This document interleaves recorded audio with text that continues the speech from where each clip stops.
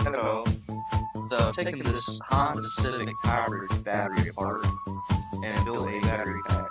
And it is, well, when it's charged up, it's almost 100 volts. So that's like, well, probably insane for a BMX bike, but hey, it is what it is, right?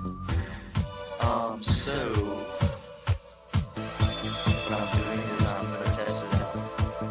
And, so something that I noticed is that it creates such a large magnetic field, I guess, that it is actually affecting the camera and causing a ripple that you're seeing in the video. And when I bump the throttle, yeah, see the blur. That's what I think.